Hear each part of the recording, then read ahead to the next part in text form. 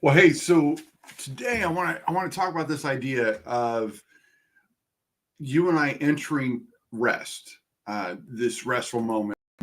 Think about the this Christmas season. I don't know about you, but it's hard to find rest during the Christmas. There's so much going on, parties and choirs and bands and putting up Christmas lights and all those other things. Sometimes it's very difficult to do any of that.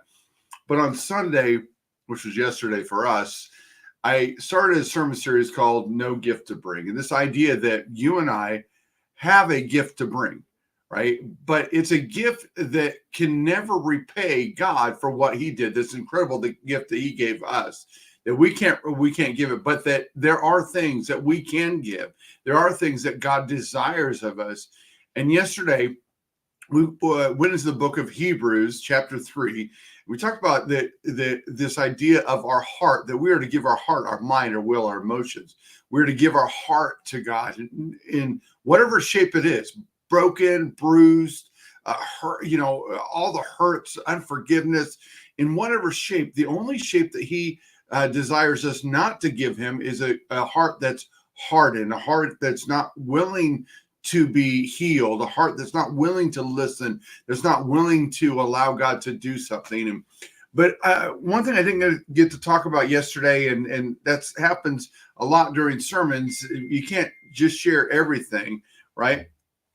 But here's what it says in Hebrews chapter 3, verse 11. So in my anger I took an oath, and it's God talking to the children of Israel, talking to those during the Exodus that had hardened their heart. They'd seen the miracles, they'd seen all these great things, but they had hardened their heart. He says, so in my anger I took an oath, they will never enter my place of rest. And now, obviously, as you're thinking about this concept, well, what rest were they entering? They were to enter from or leave Egypt and enter into the promised land. He said, they're not going to enter my rest. They're not going to enter that. Now, the writer of Hebrews is quoting the Old Testament, but he's also trying to tell the children of Israel, again, writing to Hebrews, right? Jewish individuals, trying to help them understand that if we approach God with a hardened heart, we will never enter his rest. And the thing to recognize, and this is what I wanted to talk about today, is that God desires us to enter his rest now. It's not just heaven. Heaven is the eventual rest, right? An eventual moment that we'll get to spend eternity with Jesus. It'll be incredible, right? But to understand that he desires for us to enter his rest now.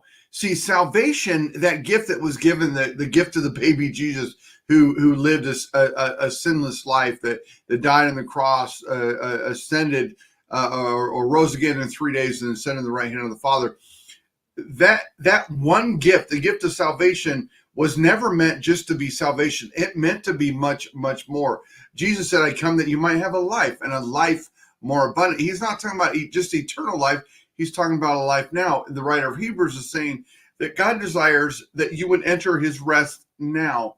But the only way to enter his rest now is for you and I, without a hardened heart, without a heart that it denies him, right? That we would enter his rest, and the way we do that is by to give our heart bruised, broken, and disgusted, right?